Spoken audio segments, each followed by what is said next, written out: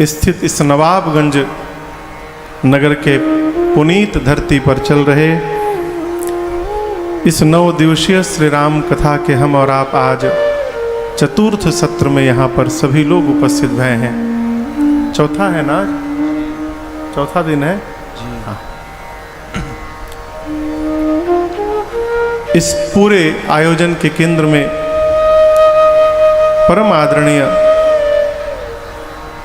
प्रधान जी श्रीमान इंद्रजीत सिंह जी एवं उनका पूरा परिवार, जिनके पवित्र संकल्प का परिणाम ये स्वरूप हमको और आपको दर्शन प्राप्त हुआ, भगवान की कथा सुलभ भई, इस पूरे आयोजन के मुख्य यजमान हैं।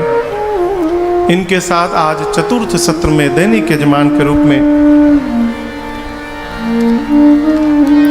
सूची बहुत लंबी लंबी है यहाँ पर।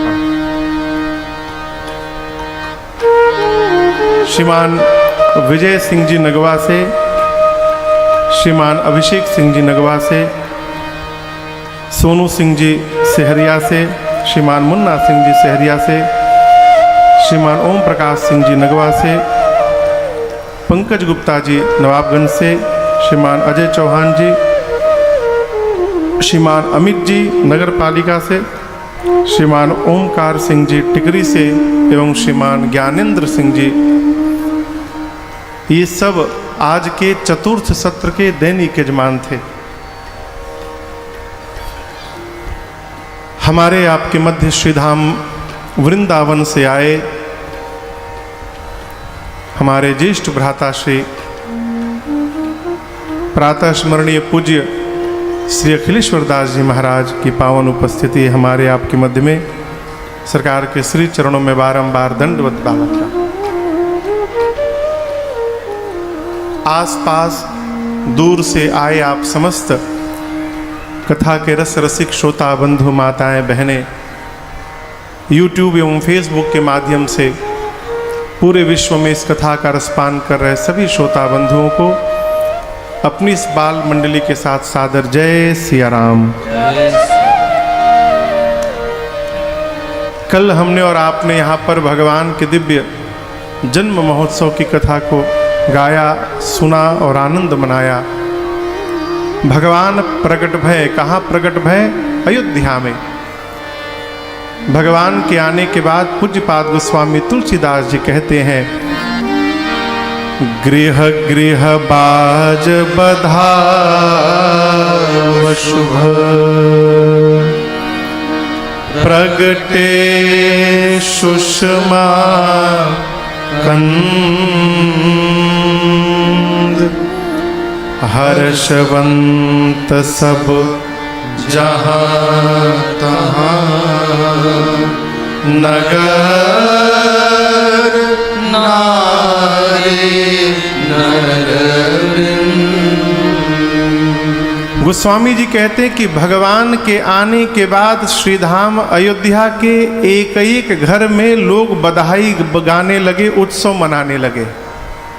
गृह गृह बाज बधाव शुभ, कारण प्रगटे हैं सुषमा कंद।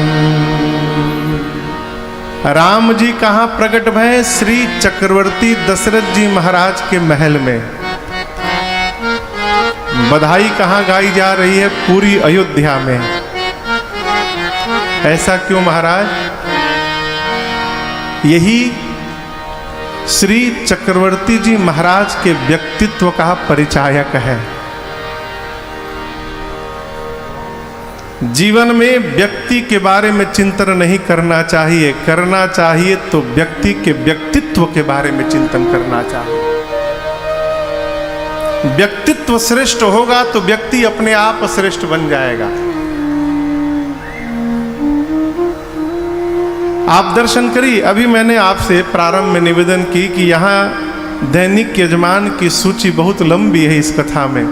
संभवतः इस तरह की स्थिति अब तक 12 वर्ष की यात्रा में दूसरी या तीसरी बार बनी है। नहीं तो सामान्यतः एक दैनिक यजमान होते, बहुत हो गए 2, बहुत हुए तो 3। तो क्या ये जितने लोग दैनिक यजमान बन रही भाड़े पे बुलाए गए हैं? भाड़े पे तो बुलाए नहीं गए हैं। ये क्या है? ये आदरणीय इंद्रजीत सिंह जी के व्यक्तित्व का परिचायक है कि कितने लोग इनके साथ जुड़े हुए हैं। कितने लोग जुड़े हुए हैं। और याद रखिएगा, स्वार्थ से लोग कभी नहीं जुड़ते हैं। लोग आपके साथ तभी चलेंगे जब आपके जीवन में त्याग की भावना होगी। बिना त्याग के कोई आपको पूछने वाला नहीं है। आप दर्शन करिए, श्री चक्रवर्ती जी महाराज के घर में रघुनाथ जी आए। पूरी अयोध्या में उत्सव मनाया जा रहा है। कारण ये चक्रवर्ती जी का अपना जीवन है। क्या जीवन है? उनके जीवन का त्याग है। चौथे पन में आने तक क्या महाराज को एक दिन भी स्मरण नहीं आया कि मेरे पास पुत्र नहीं है? नहीं आया। आप कल्पना करिए, जो व्यक्ति अपने जीवन के चौथे पड़ाव पर पहुंचा, वहां आने तक उसे पता नहीं चला कि मेरे पास पुत्र नहीं है। इसका क्या कारण है? महाराज दशरथ अपनी प्रजा को ही पुत्र माना करते थे और उसी में लगे रहते थे, इसलिए कभी याद ही नहीं आया है? अपनी प्रजा को ही संतान मान के व्यवहार करते रहे, इसलिए कभी स्मरण नहीं आया कि मेरे पास पुत्र नहीं है।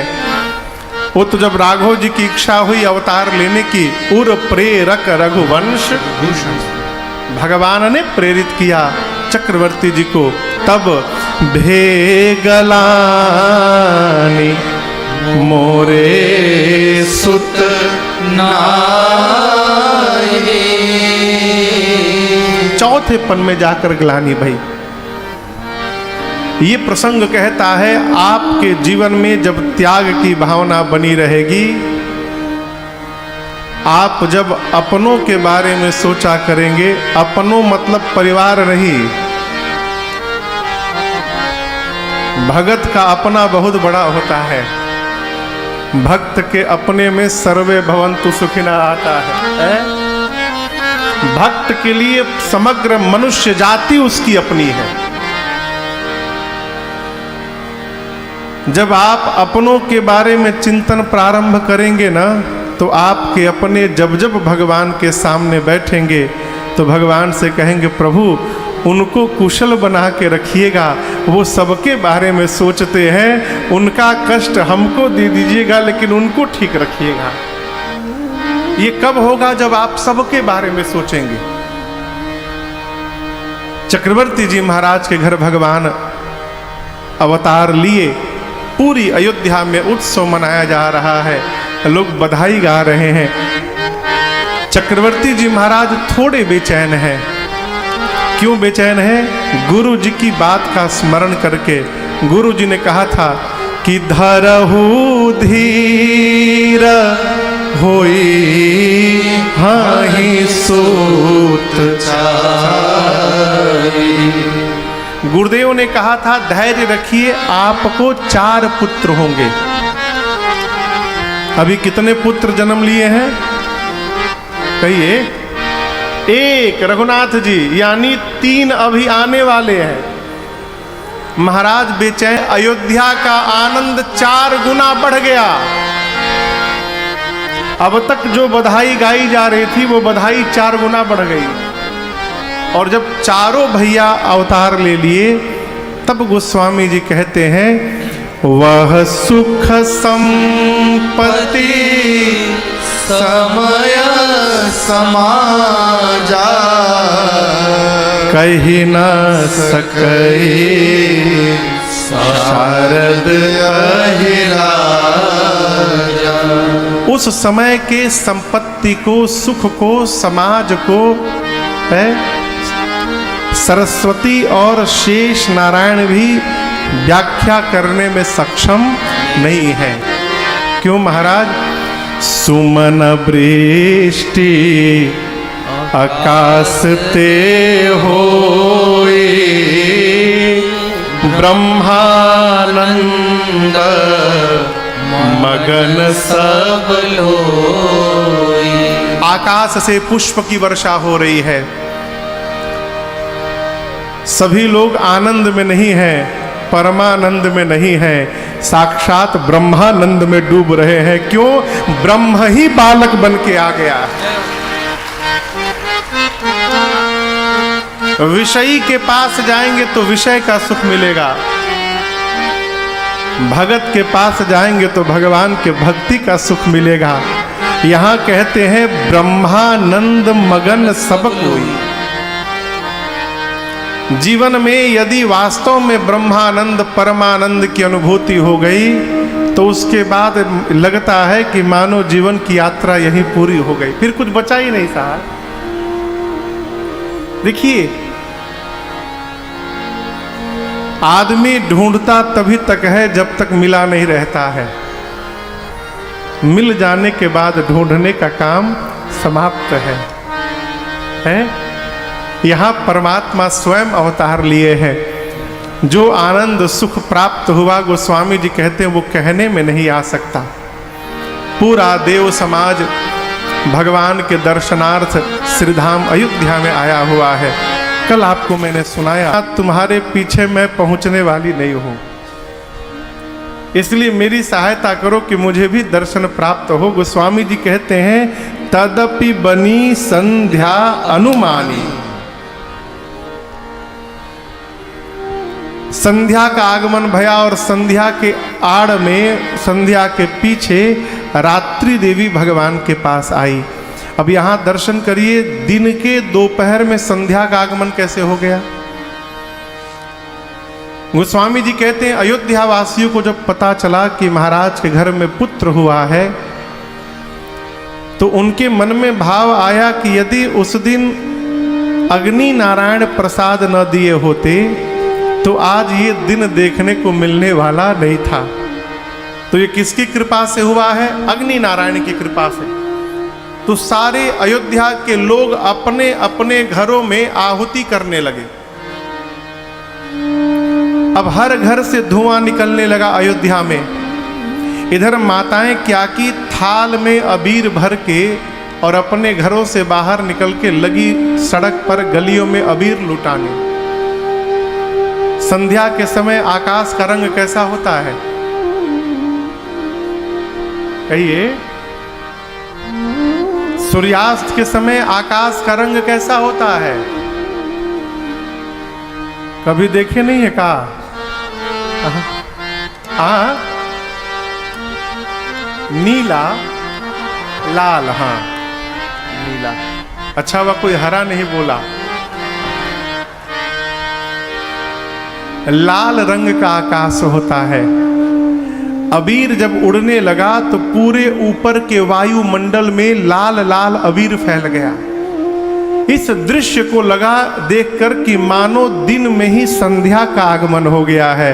तदपि बनी संध्या अनुमानी।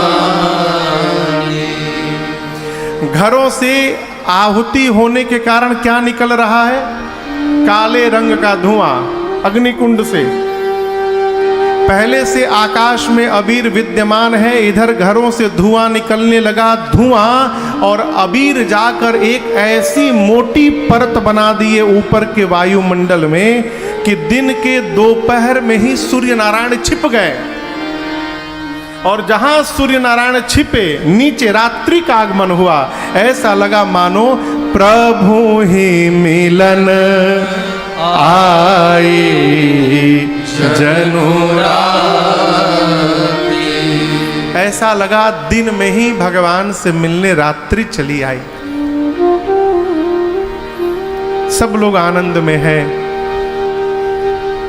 महात्मा कहते हैं रात्रि यहां तनिक उदास थी। भगवान ने पूछा, देवी आप क्यों इस प्रकार उदास खड़ी हैं? रात्रि देवी ने कहा, प्रभु मैं अपने दुर्भाग्य पे रो रही हूं। ये सभी देवताओं ने आपके प्राकट्य का दर्शन किया, एक मैं से ऐसी अभागी हूं कि मैं नहीं देख पाई। भगवान ने पूछा क्यों नहीं देखा? रात्रि बोली कैसे देखती, आप तो दोपहर में आए, दोपहर में मैं होती नहीं हूँ, मैं रात में होती हूँ, दिन में आप प्रकट ले लिए प्रभु। भगवान मुस्कुराए, कहे इस बार तो अब आ गया हूँ, लेकिन आज ही आपको वचन देता हूँ देवी, अगली बार जब अवतार लूँगा ना, कन्हैया बन के आऊँगा, तो ये सौभाग्य केवल और केवल आपको ही प्रदान करूँगा, अगली बार मध्य रात्रि में अवतार लूँगा। इसलिए भगवान श्री कृष्ण रात्रि में, मध्य रात्रि में अवतार लिए। चंद्रमा बोले प्रभु मेरी भी समस्या का समाधान हो गया, मैं भी ठीक से नहीं देख पाया था, अगली बार मैं भी देखूंगा। लेकिन एक बात बताऊं प्रभु, अभी आप त्रेता में अवतार लिए हैं, द्वापर में कन्हैया बनेंगे, इतना लंबा समय बीतेगा कैसे? कोई सहारा तो चाहिए है। भगवान ने कहा आपको मैं अपने नाम का सहारा देता हूं। किसका सहारा? नाम का। उसी दिन भगवान ने कहा कि मैं आपके नाम को अपने नाम में लगा लूंगा, तो मेरे नाम के सहारे आप ये समय व्यतीत कर लीजिएगा और द्वापर में दर्शन करिएगा। तभी से भगवान का नाम श्री रामचंद्र भगवान हो गया। बोलिए रामचंद्र भगवान की जय। भगवान के नाम का सहारा मिल गया तो चंद्रमा का युग बीत गया हो। वही भगवान के नाम का सहारा यदि हमको आपको मिल जाए तो ये जीवन बीतने में कितना टाइम लगेगा है? कई लोग कहते महाराज जीवन पहाड़ हो गया है। पहाड़? हम लोगों का कैसे कैसे साल बीत रहा है पता नहीं चल रहा है। आज ही चर्चा हो रही थी, साल प्रारंभ होता है कब समाप्त हो जाता है पता नहीं चल रहा है। अभी भी लगता है कि मानो अभी अभी हम पढ़ के निकले हो। अब पढ़ के निकले 20 साल होने जा रहा है, अगले साल 20 साल पूरा हो जाएगा कॉलेज से निकले, लगता है अभी तो पास होके निकले हैं। ये क्या है? अरे आसरा इस जहां का मिले ना मिले, मुझे तेरा सहारा सदा चाहिए। आसरा इस जहां का मिले ना मिले, सहारा भगवान के नाम का ये सहारा है। हो है? आप दर्शन करिए, जो आदमी जीवन में एक बार भी भगवान का नाम न बुलत है, अंत में भगवान कहते हैं वो अबोध है, वो हमको छोड़ दिया, मैं तो अबोध नहीं हूँ, मैं इसको नहीं छोड़ने वाला हूँ। वो भी जब निकलता है अंतिम यात्रा पर तो उसके पीछे भी लोग बोलते हैं राम नाम सत्य है। जो एक बार भी राम जी का नाम नहीं लिया, राम जी उसको भी नहीं छोड़ते। इसलिए और से संबंध बने चाहे न बने, भगवान से संबंध अवश्य बना के रखिए। क्यों? यही पार करेगा है? आप करके तो देखिए साहब। हम जब नीचे उतरत हैं घर से तो नीचे दुकान है, वो सैनिटरी का है ना, सामान वामान मिलता है उसमें। कल्पना करिए कोई अपना घर बनावे यहाँ, तो घर में तो सैनिटरी का सामान लगेगा ही। हमारा परिचित हो तो हमारे पास आएगा, कहेगा महाराज श्री तनिक इंद्रजीत बाबू को फोन कर देते कि हम जा रहे हैं सामान लेने, तो थोड़ा डिस्काउंट मार देंगे। सामान्य बात, यदि पता चल जाए कि परिचय है तो जो भी बच जाए 2 रुपया। एहू में बहुते पोल है सैनिटरी के सामान में, कहीं पर 10% डिस्काउंट, कहीं 35% डिस्काउंट और परिचय मिल। हम कहेंगे नहीं नहीं आप जाइए, जाकर हमारा नाम बताइएगा कि हम भेजे हैं तो वो कर देंगे डिस्काउंट। फोन नहीं कर, एक लेटर लिख के दे दीजिए साइन करके। हम बोले अरे भाई आप जाइए ना, नाम बताइएगा, वो नहीं होंगे तो संजय भैया को बताइएगा, केवल नाम बताइएगा आपका काम हो जाएगा। आप दर्शन करिए, संसार में संबंधों का नाम लेकर हम अपना काम निकाल लेते हैं। जीव जब ऊपर से नीचे आने को हुआ, अंशी से निकलकर ये अंश जब आने को हुआ यहाँ पर, तो जीव भी भगवान से कहा प्रभु जहाँ भेज रहे हैं वहाँ बहुते खोखट है।